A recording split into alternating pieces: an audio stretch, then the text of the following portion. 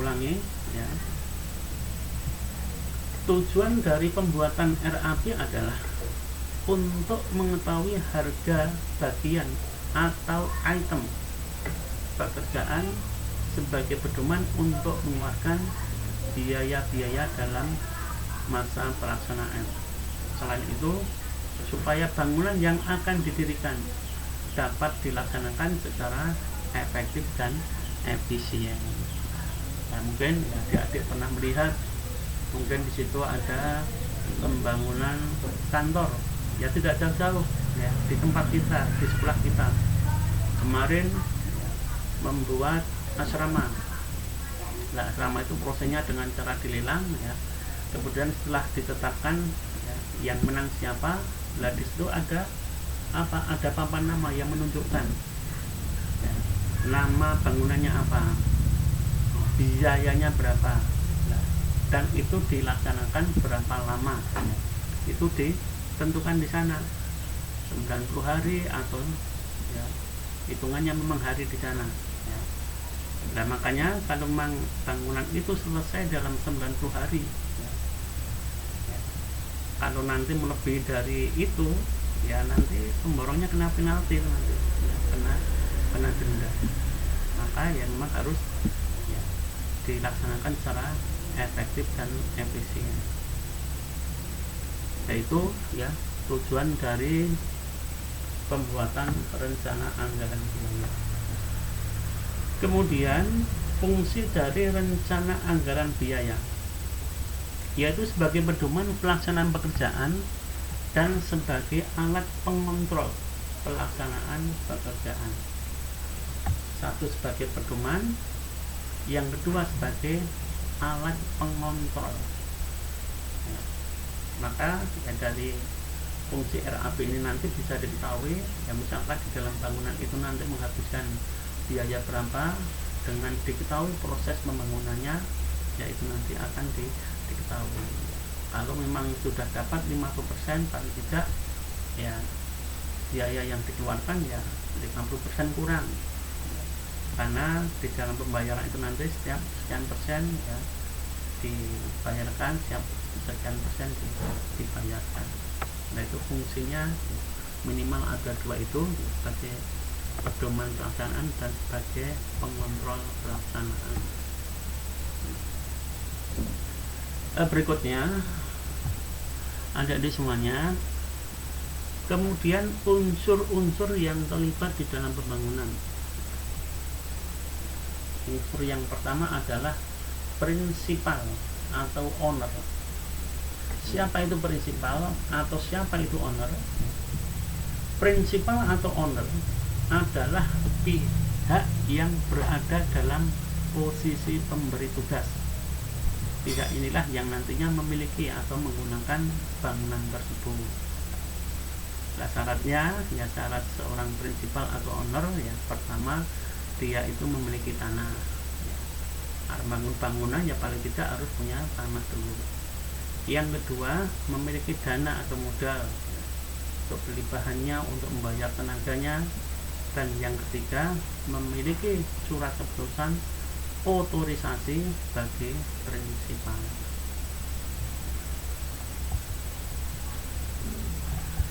Nah, itu adalah syarat-syarat prinsipal.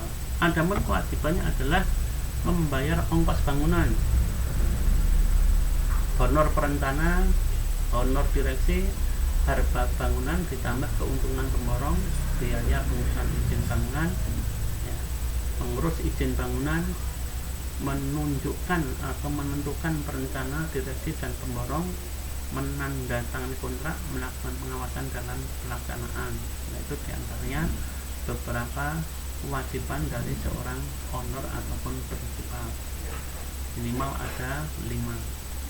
Membayar ongkos bangunan yang meliputi ya, honor perencana, direksi, harga bangunan, ya, biaya pengurusan surat-surat izin. Kemudian haknya adalah mendapatkan izin bangunan. Kemudian yang kedua, mendapatkan desain bangunan dan mendapatkan fisik bangunan. IMB itu menjadi haknya prinsipal, desain bangunan itu menjadi haknya prinsipal, dan fisik bangunan. Dan nanti kalau bangunan itu sudah jadi, itu menjadi haknya seorang prinsipal ataupun owner.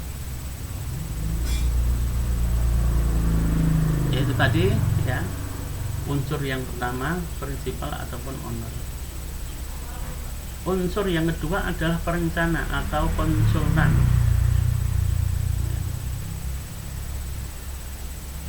Perencana atau konsultan adalah pihak yang berada pada posisi penerima tugas perencanaan dari prinsipal.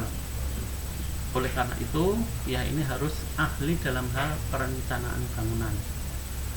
Ya, seorang perencana, seorang konsultan ya harus menguasai betul struktur ya bangunan yang akan dibuat itu. Nah, syaratnya adalah bisa berbentuk perorangan ataupun badan hukum ya. Ini seorang perencana ya. Kalau perseorangan ya, kalau ada keuntungan kerugian ditanggung sendiri, tapi kalau bisa berbentuk badan hukum ya, kalau ada keuntungan ataupun kerugian ya, ya ditanggung oleh badan hukum itu, bisa berbentuk CV ataupun bisa berbentuk PT. Kemudian ahli bangunan sehingga bisa mewujudkan keinginan prinsipal ya. Bagi seorang perencana itu ahli bangunan ya. Sehingga prinsipal yang punya anggaran, punya tanah, punya biaya ya, itu punya keinginan, saya punya pingin rumah seperti ini, saya punya pingin bangunan seperti ini. Lah yang mewujudkan itu adalah seorang perencana ataupun konsultan. Kemudian kewajibannya adalah mewujudkan keinginan ide prinsipal ke dalam bentuk perencanaan ya, baik dari segi konstruktif, arsitekturis, ekonomis dan fungsional ya. Konstruksinya kuat ya, arsitekturnya bagus ya, kalau bisa murah ya, dan sesuai dengan fungsi dari bangunan itu. Nah, ini seorang perencana harus bisa mewujudkan keinginan dari prinsipal dari beberapa segi ya, baik konstruksinya, arsitekturnya ya, biayanya ataupun fungsinya. Kemudian perencanaan berkewajiban mengumpulkan data dan syarat-syarat yang ada kaitannya dengan tugas tersebut. Nah, ini tugas dari perencana ya. Kemudian yang ketiga adalah perencana berkewajiban mendampingi prinsipal dalam seleksi, pemborong, dan pengawasan.